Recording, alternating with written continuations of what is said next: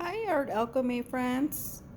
Uh, Today I'm bringing you a video to show my comparison with 100% Egyptian watercolor paper and Caddy watercolor paper. The Egyptian is 200 GSM, and the Caddy is actually 150. So I think it's equivalent to 40 pound. And this is the Caddy one, so it's a little bit thinner. So I wanted to make a video just to explain to you guys. So I created two pieces, one on Sunday and one today. This is actually this paper right here is Egyptian, and it's a little bit thicker, but I was actually surprised. I wanted to do a comparison with the Caddy one, and even though this was Egyptian, this was cheaper. I got 50 sheets for around $23 with tax through Amazon, and the Caddy was $11 for 20 sheets. The Caddy was a little bit taller, I would say, lengthwise. So this is Egyptian, and I used my Korean artist watercolors, which are very bright to start with. So I already kind of give it that little, how do you call it? I guess the more of a start for the Egyptian watercolor. But I noticed they didn't spread. They didn't spread. And this is the second time they also didn't spread with my Holbein. I don't know, it's because it's supposed to, but these spread really nicely on hot press. And both of these are cold press, by the way. I'm sorry. So I sketched this just to do a comparison. As you can see on top here, it didn't want to spread, and then I put so much water and like it wrinkled, and look, and almost like I was rubbing almost the coat out of it. So I decided just to like take some color off and then add different colors so it'll look kind of like that. So while I was satisfied with the paper, like I wasn't satisfied how it doesn't hold its own shape. It drenches with water, and I was like, wow. And I used my good brush, my Neptune brush, and it holds that brush holds a lot of water and a lot of pigment. And for some reason, as soon as it landed there like that one, the pigment, it just didn't want to spread. I had a really difficult time. And I noticed with Holbein also did the same thing. Now I think with Roman Schmalz, I have to try that with Roman Schmalz. I think it'll be a different situation.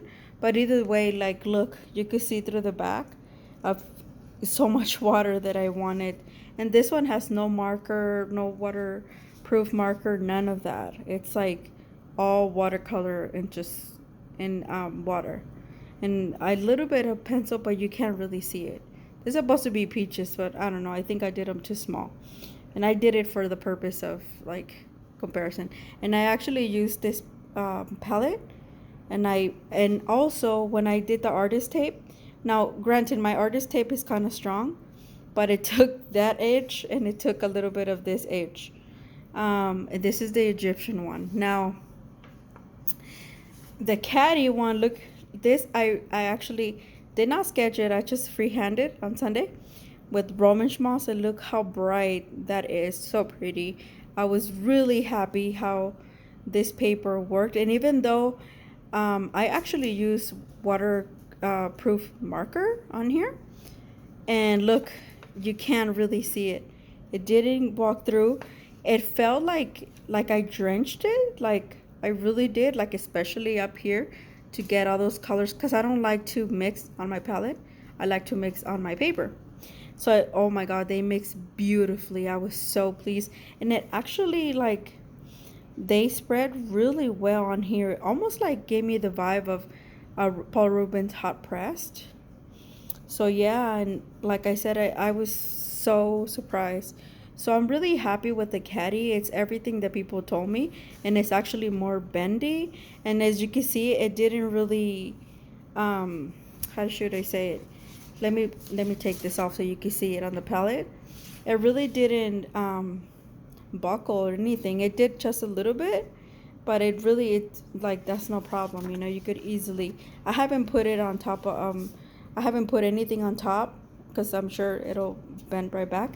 But this one is like more buckled, and I was just like, I don't know. So I think I'm just gonna use this just to do like Karen Dash, so it'll have a very very light wash of watercolor, of water actually, and then that'll be it. And then I'll probably just use it like on my art journals, junk journals, and maybe like put something in like a backing, back it up with something, and probably use it as ephemera.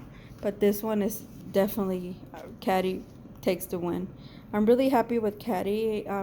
Even though I got more sheets of this, that's okay because I like to work on it, and I actually make a really nice sketchbook with this paper. So that's, that's fine. It'll be interesting to see which colors do spread on this paper versus this one, versus the Caddy. Like I said, I will keep on using Caddy. It's very inexpensive. I'd rather get the $11, the one that I got through Amazon for 20 sheets, because they're quite a bit of sheets, and I actually took a piece off here, so it's actually quite large. Okay, okay, that's all I wanted to share. Look, I got these nice earrings through Amazon as well, and they came all the way from Kazakhstan, so I'm happy I got them today. You guys have a nice day, and keep on doing some watercolors or whatever it is that you do. Okay, bye.